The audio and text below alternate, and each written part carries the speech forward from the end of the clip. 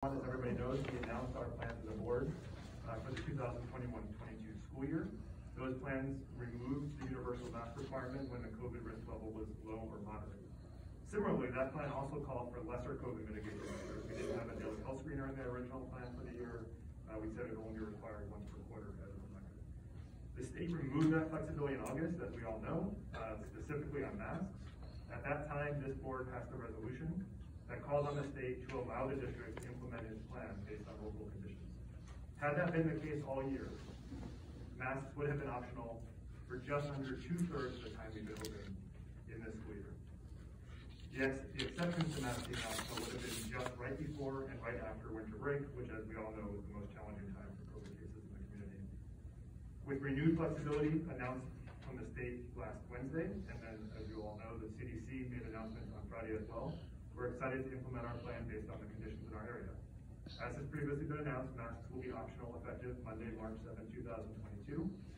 That includes on school buses, now that the CDC has removed that requirement. This will remain the case so long as COVID conditions remain low or moderate. With the removal of the federal requirement, as I said, that also applies to school buses. There have been some questions about the dates of those two removals are different from the different governments. The state of New Jersey says, although I know there are some other districts that are interpreting it differently, that their mask optional policy applies to everything effective March 7th. So our plan is masks are optional starting in March 7th. A couple of additions. In addition, we will shift from a daily health screener to a one-time attestation, meaning that on Monday, we will ask everybody to review once again all the criteria for when you do and don't come to work or send your child to school and commit to, I don't need to do this every morning at 7 o'clock. I know what the requirements are, which was our plan last July as well. And that will no longer be used in lower moderate risk conditions as well, which we hope will help everybody in the morning, including myself. Both of those changes have the support of the guidance from the Department of Health and the CDC. They're supported by the professional research, they're supported by public health guidelines, and they're supported by medical professionals, including our school physicians. The final area of change is in contact tracing. In a meeting with the Department of Health and the Department of Education on Friday morning, the commissioners of both agencies reminded us that layered mitigation strategies are important. What they mean by that is we have masking, we layer on top distancing, we layer on top hand washing, cleaning, contact tracing, isolation, quarantine, and it's a combination of all of those things that keep us safe. It's not any one of them individually. So their recommendation is that when you're making a change to something big, like masks, you are careful about the other variables at the same time. Realistically, however, it's not possible to contact trace in classrooms once there are no masks. If you try to, you would wind up creating classrooms that don't look like the classrooms we want them to look like. Meaning students would have to stay in single desks, facing one direction, they wouldn't be able to move around. And we want our students to be moving around, collaborating, sitting together on the carpet for stories, eating lunch with their peers, and all the other experiences that require them to be within 6 feet of each other. But as you, I'm sure, remember, when masks are up, close contact goes back from being 3 feet to 6 feet, which is the problem with this interpretation. When there are cases during the mask optional period, rather than an individual contact trace, we will begin notifying parents if there's a case so that they have that awareness.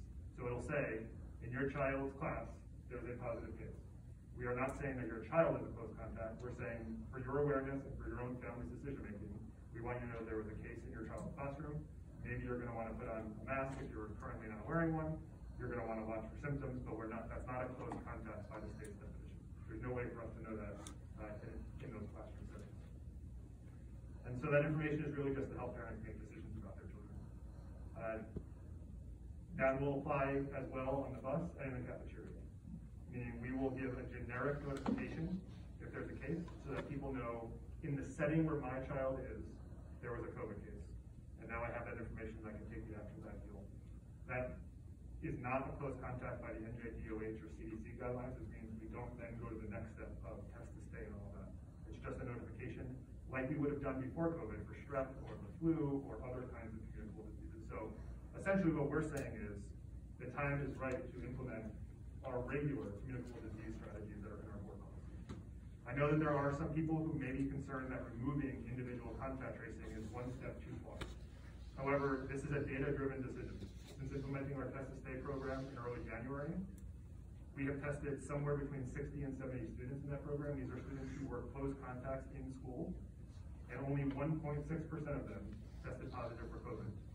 So what we had to balance was the burden of that process against the benefit and the risk mitigation of identifying them as close contacts. And from our perspective, it's a remarkably small increase in risk for a remarkably high burden on a student, their family, and our school district. So our plan is to move forward with notifying generically, not individually, so that we don't have to put those burdens on people unnecessarily. We will be spending the month of March monitoring what the impacts are. Obviously, if we see cases jump up, we're going to have to figure out what that means and deal with it.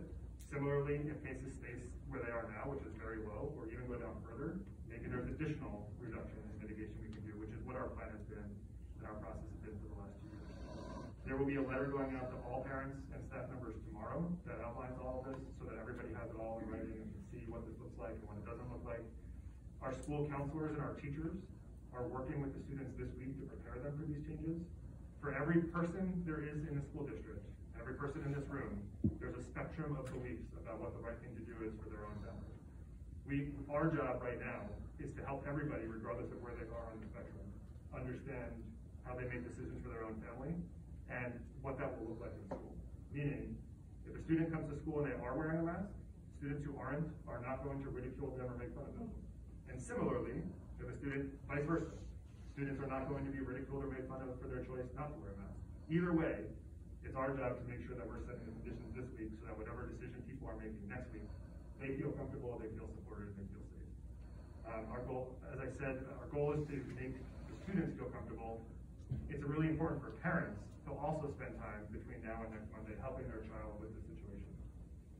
We're not going to be able to police individual parent decisions, meaning we're not going to be able to say to a 7-year-old, we think that your parent would have wanted you to wear a mask, or we think that your parent wouldn't have wanted you to wear a mask. That's between you as a parent and your child, and the children will make that decision when they come to school. Some of them may feel comfortable in certain situations, not other situations, whatever the case may be.